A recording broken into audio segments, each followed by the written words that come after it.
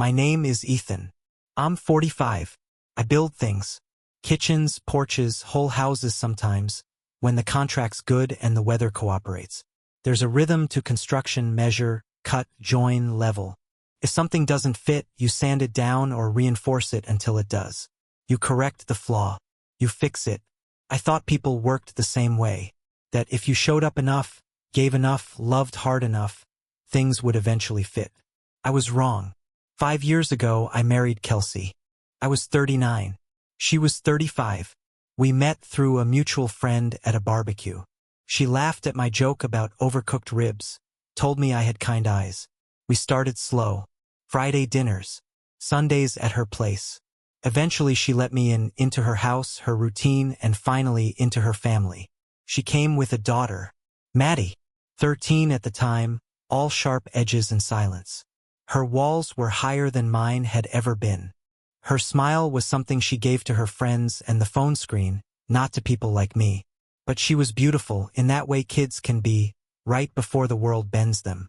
She had ocean-colored eyes and her father's jawline. Her laugh, when I caught it, felt like it was borrowed from another home I didn't belong to. Her dad, Josh, was a ghost with perfect timing. Lived in Colorado, worked in tech, according to Kelsey. He was one of those absent fathers who still somehow managed to be adored. Showed up when there were photos to take. Sent Maddie expensive things in pretty boxes, wrapped in apologies. Drones, sneakers, tickets to concerts he never attended with her. The kind of man who could afford to be generous because he never had to stay. A man who was always forgiven. Me? I stayed. I got up at 5, drove 90 minutes to job sites across Tennessee, came home covered in drywall dust and promises. I paid for things Josh forgot, the health insurance, the school fees, the dentist when Maddie needed a retainer. I paid for the braces Josh never called about. I paid for the therapy Kelsey said Maddie didn't need but booked anyway. I paid for Maddie's summer camp, for the bedroom remodel, for the gas in the car Kelsey used to drive her to volleyball. No one asked me to. But no one stopped me either. I thought that was love. That it was supposed to be thankless. That part of building a family meant investing first and waiting for interest to grow over time. I told myself respect would come. I told myself fatherhood wasn't about biology, it was about presence, about sacrifice, about patience. And I had all three in spades. But I wasn't building anything. I was just filling gaps in someone else's story. Maddie never called me Dad. I never expected her to. But what I didn't expect was the constant comparison. Started small. Offhand comments over breakfast. Josh makes better pancakes than that. My dad said Toyota trucks are trash. Josh knows how to fix things without watching YouTube. Sometimes it was in front of Kelsey. Sometimes not. But every time it landed the same, like a nail driven just off-center. Not enough to collapse the frame, but enough to leave it unstable. First, I laughed it off.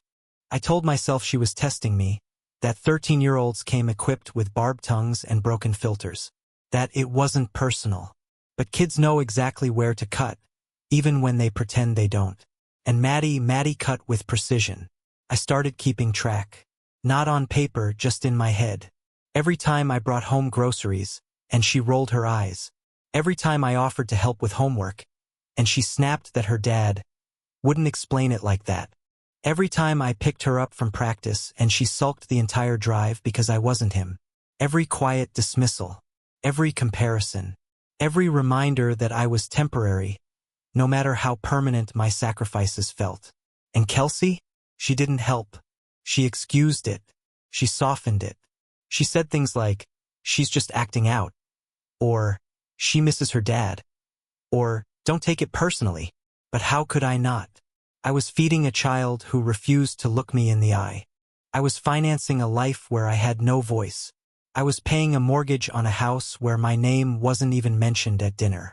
The silence from Kelsey hurt more than Maddie's words.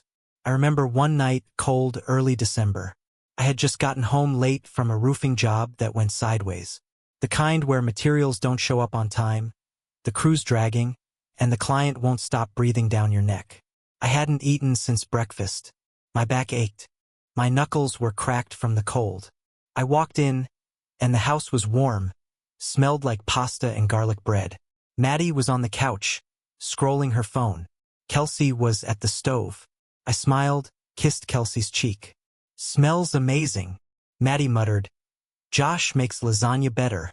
Kelsey didn't even blink. Just handed me a plate. I stared at them both. Then I walked into the garage and ate my dinner alone, sitting on the toolbox I'd bought with overtime money. That was the moment it hit me. I was the only one adjusting. The only one trying. Maddie made no effort.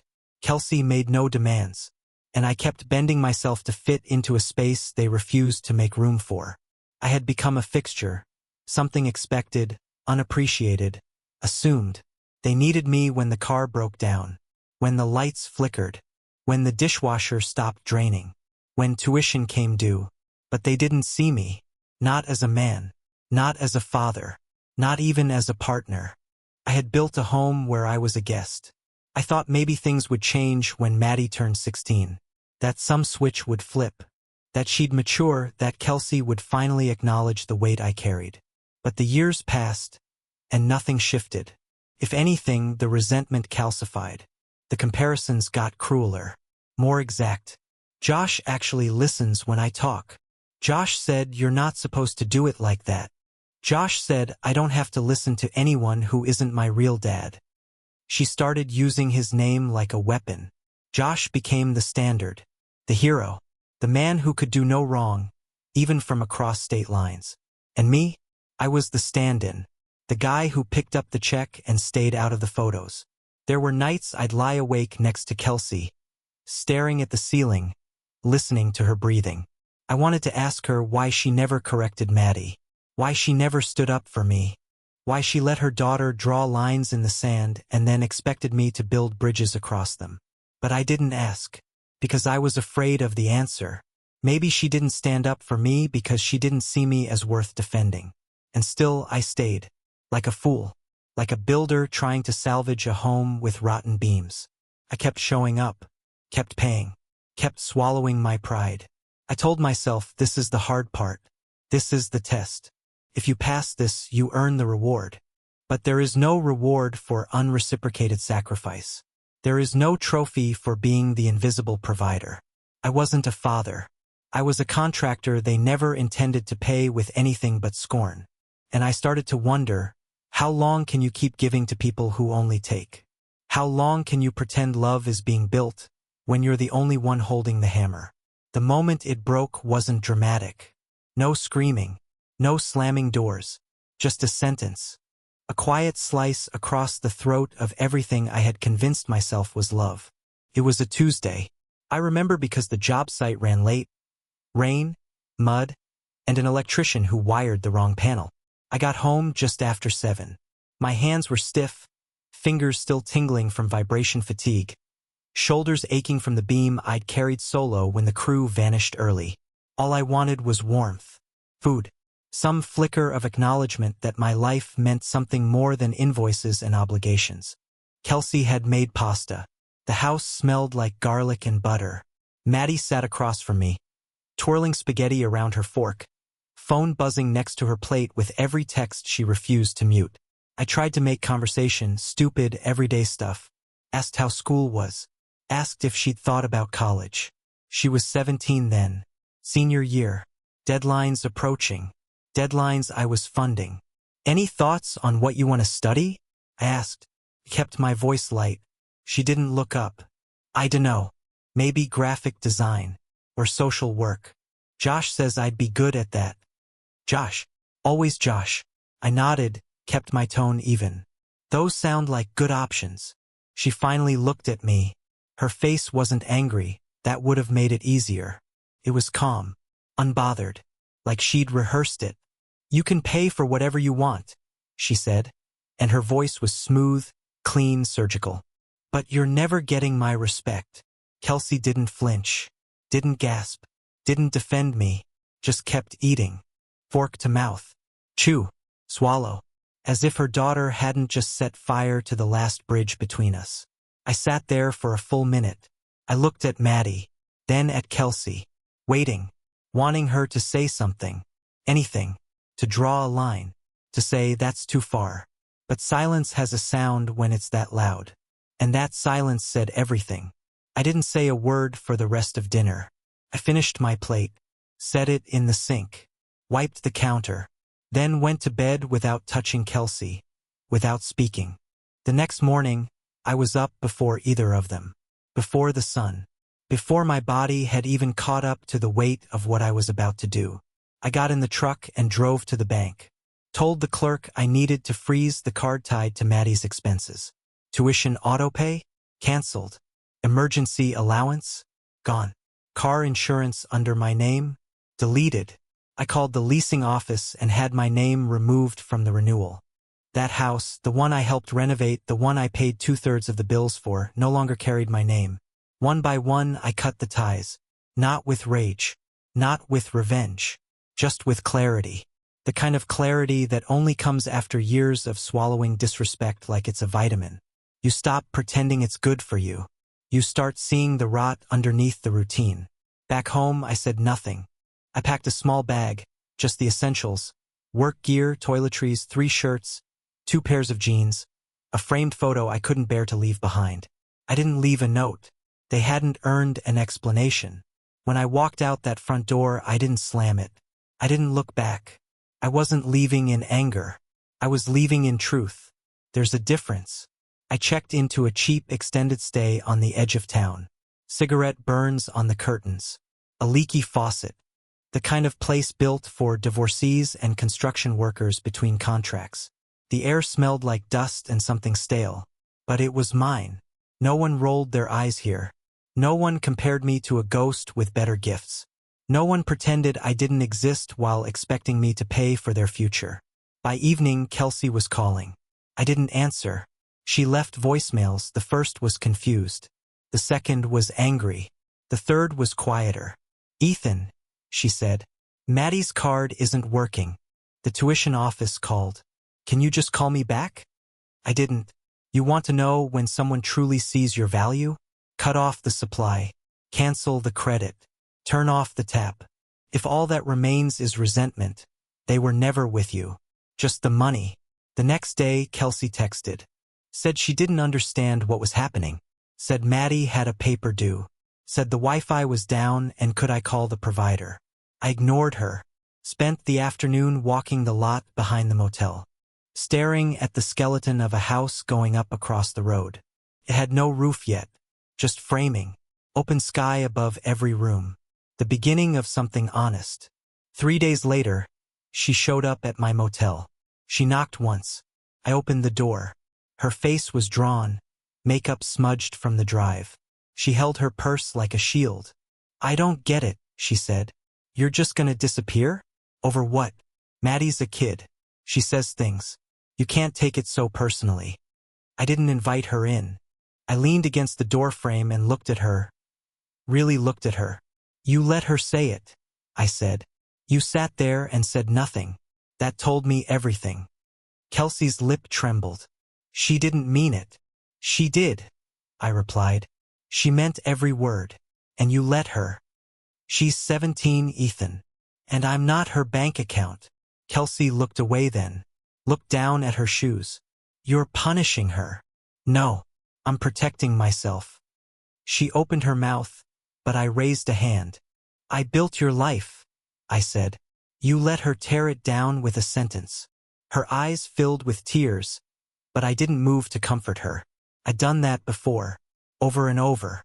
Wiped her tears, fixed her problems, filled every crack Josh left behind. Not anymore. She left without saying goodbye. I watched her go. Her car pulled away slow, like she thought maybe I'd stop her. I didn't. That night, I sat in a plastic chair under a buzzing motel light and thought about all the things I had paid for. Not just money, time, presence, effort, every missed weekend, every skipped vacation, every hour I worked past dark to make sure Maddie didn't lack what Josh forgot. I thought about every time I bit my tongue, every moment I let her win, every eye roll I swallowed like it was fair. You know what's worse than being hated? Being needed and resented at the same time. Being the scaffolding for a building that curses your name but falls without you. That's what I was. I had confused provision with love. I had confused sacrifice with significance. I thought if I gave enough, they'd let me belong. They didn't. And now? Now they could pay their own bills. Let Josh fund the dreams he only photographs. Let Kelsey explain to Maddie why college was no longer prepaid. Let them live in the world they claimed, one without me. Because the truth is this: I wasn't walking away from them. I was walking back to myself. The fallout didn't come all at once. Crept in like black mold under the wallpaper. Quiet. Spreading. Until the house no longer felt like a home but a sickness I had survived. After Kelsey left the motel that day, things went silent for a while. 3 days, maybe 4. Then came the texts. Short. Sharp. Maddie's school is demanding payment. The landlord is threatening eviction. You can't just abandon us. Abandon. That word stuck. Like I was the one who walked away first. Like I hadn't spent 5 years stitching that family together while her daughter pulled at every seam. But this is how it works, isn't it? The moment a man stops giving, he becomes the villain. The moment he asks to be seen, he's accused of leaving. I didn't respond. I let the silence speak for me. And eventually, silence said more than words ever could. On the 5th day, Maddie called me. I stared at the screen, her name blinking like a signal flare. The last time she used that phone to talk to me, she was 14 and asking for extra data.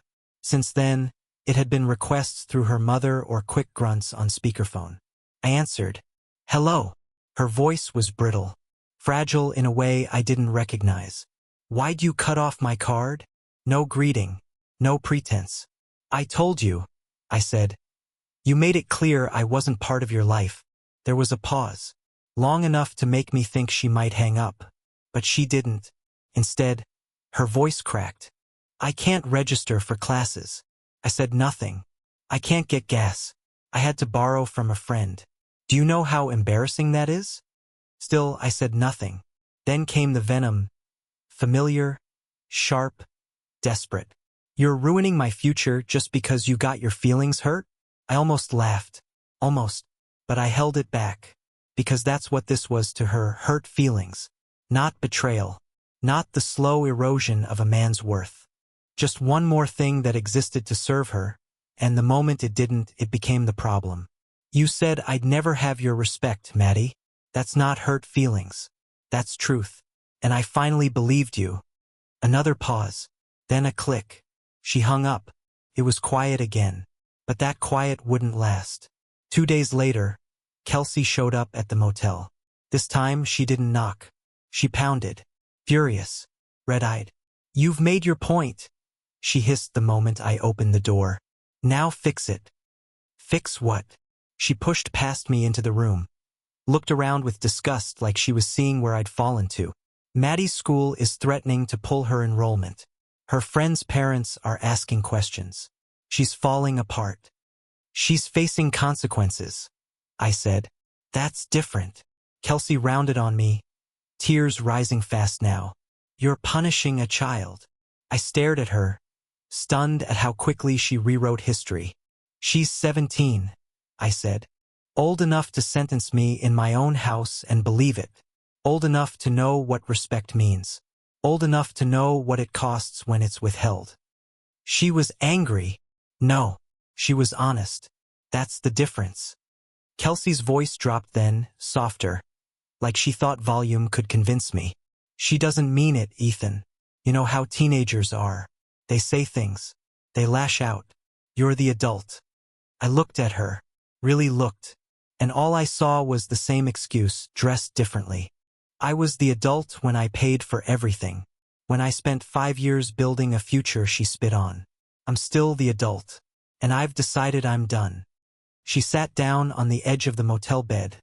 Defeated now. Her voice was tired. She's just scared. Her dad, Josh, he's not responding. He's not helping. Of course he wasn't. I walked over to the window and looked out at the parking lot. Cracked asphalt and weeds growing through the seams. It matched how I felt. Fractured, but still standing. She made her choice, I said. She called him Dad, like it meant something. Now let him step up. Kelsey sniffed, wiped her face. He can't afford it. You know that. I turned and met her eyes. That was never my problem, Kelsey. You made it mine. You brought me into your life, asked me to carry everything he dropped. And I did. For years. Without complaint.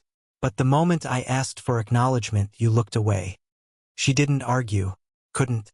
I walked to the door and opened it. I didn't leave because I wanted to hurt anyone. I left because staying was killing me. She stood slowly, walked past me, then paused in the doorway. She misses you, she said, even if she can't say it. I didn't respond, not because I didn't believe it, but because missing someone isn't the same as valuing them. People miss convenience. They miss comfort. Doesn't mean they respect what it costs to provide it. After she left, I stood at the edge of the bed for a long time. Didn't move. Just let the quiet settle like dust. That room, ugly as it was, became a kind of sanctuary. A place where no one rolled their eyes when I spoke. A place where I didn't have to earn love with labor. A week passed. Then another. I got used to the silence. To waking without dread. To not hearing the front door slam, or mutters of God. He's so annoying. I made my own meals. Ate them in peace. Took long showers. Left my tools wherever I wanted. Then one day I went back to the house. Not to stay. To collect the rest of my things. I didn't tell them I was coming. Just pulled into the driveway midday when I knew they'd be out. The key still worked. I stepped inside and stood there for a moment, letting the space speak. It didn't feel like home. Just walls and furniture. Staged. Like a life I once pretended was mine. I moved through it room by room. Grabbed my tools. My boots. The old jacket Maddie used to mock. The watch Kelsey bought me 2 Christmases ago. Back when we still believed this thing could work. Then I paused at Maddie's room. The door was half open. I hadn't seen inside in weeks. I don't know what I expected, posters, makeup, that familiar teenage chaos. But what caught my eye wasn't any of that. It was a shoebox. On her desk. Half open. Inside were printed photos. Real ones. Not just digital. One was from her 15th birthday. The 3 of us. Me, Kelsey, Maddie. Standing in front of the cake I baked because the bakery lost our order. Maddie was smiling. Smiling at me. I stared at that photo for a long time. And for a moment, just a flicker, something in me bent. Not enough to break. Not enough to forgive. Just bent. Because buried beneath all her spite, there was something once. Maybe. I left the photo. Closed the box. Walked out without touching anything else. That night, I returned to the motel. Sat at the desk. Opened my laptop. Wrote a single email to the tuition office. Effective immediately. All future payments under Ethan Rowe are canceled. Please contact student directly for alternate arrangements. Then I closed the laptop. Shut off the light. And lay back on the stiff mattress that had become mine. And for the first time in 5 years, I didn't feel hollow. I felt whole. Because sometimes, leaving isn't failure. It's survival. Sometimes you walk away not to hurt others, but to save yourself from becoming someone you don't recognize. And when the cost of love is self-erasure, you stop paying. The motel lease ran out in October. I didn't renew it. By then the nights had grown colder, the mornings slower. I packed my truck with what little I had, drove west until the roads thinned, and rented a 1-bedroom cabin on the edge of a property I once helped build. It wasn't much. Warped floorboards, drafty windows, a heater that sounded like it coughed more than it blew. But the silence was honest. No slammed doors. No muttering voices behind bathroom walls. No conversations where I was the ghost in the room everyone pretended not to see. Peace, as it turns out, isn't a reward. It's a recovery. I started waking up before the sun again, not because I had to, but because I wanted to. Drank my coffee hot, not reheated 3 times between errands. I'd sit on the front porch wrapped in a wool blanket, watching mist creep off the trees, wondering how long it had been since I could breathe without checking the emotional temperature of a house that wasn't mine. The phone stayed quiet. Days passed without any calls. Then weeks. That silence said more than any apology ever could. And I kept waiting, not because I wanted them to come back, but because I wanted to see if they would try. They didn't, until they did. Late November. I got a call from a number I didn't recognize. I almost didn't pick up. But something in me, maybe that last flicker of foolishness, answered anyway. Ethan? It was Maddie. Her voice wasn't the same. It had dropped an octave, like life had pressed a thumb down on it. She sounded smaller. Not in volume, in certainty. I didn't know if this was still your number, she said. It is. A pause. I could hear her breathing. I wanted to say I'm sorry. I waited. For what? Silence again. Then, for what I said. Dinner. I didn't mean it. No? I asked. Not cruel. Just plain. She hesitated. I don't know. I think I did. But I didn't understand what it meant. What does it mean now? Another long pause. It means you stopped paying, she said. And everything fell apart. There it was. The truth spoken without understanding it. Not you left. Not you hurt us. Not we miss you. Just you stopped paying. I sighed and leaned back in the porch chair, the cold seeping into my bones. The trees were bare now, stripped of anything beautiful, and still they stood. Is that why you're calling? I asked. Because things fell apart? She didn't answer. Because you need help again? More silence. Then her voice thinner now. Josh won't return my calls. Of course he won't. He never did. Josh existed only in birthdays and Instagram comments. He was a ghost they believed in because belief required no sacrifice. I had been the body that paid the price of that illusion. Now the check had bounced, and the ghost had vanished. I'm sleeping on a friend's couch, she added. Kelsey had to move back in with her sister. She said you'd come back eventually. I didn't answer that, because what do you say to a prophecy built on assumption? Built on the idea that a man will always return to the table he was starved at. Instead, I asked, do you respect me now? Her breath caught. That's what you said, Maddie. That I could pay for whatever I wanted, but I'd never get your respect. Do you remember? I do, she whispered. And was it true? She didn't speak for a long time. The line went so quiet I thought she'd hung up. Then, I think I didn't know what respect was. Not really. I thought it meant liking someone, thinking they were cool. I didn't realize it meant not treating someone like a doormat or an ATM. I didn't say anything. I was cruel, she said finally, and you were the only person who ever stayed. I just didn't see it until you left. I could have said a lot then. Could have told her how many nights I sat outside her bedroom door waiting for her fever to break. Could have reminded her of the time I fixed her car in the middle of a snowstorm so she wouldn't miss her midterm. Could have listed every bill, every unspoken sacrifice. But I didn't, because that's not what this was about anymore. This wasn't about retroactive gratitude. It wasn't about guilt. It was about whether she could see the truth now, the one she rejected when it came wrapped in my silence and labor. I just wanted to say that, she said. You don't have to say anything. And I almost didn't, but then I did. Thank you. She let out a breath. Maybe she'd been holding it. I hope you're okay, she said. I am, I said. For the first time in a long time. The line went quiet again. Then she hung up. No promises. No begging. Just a girl who had finally stepped out of her story long enough to see what had been keeping it from collapsing.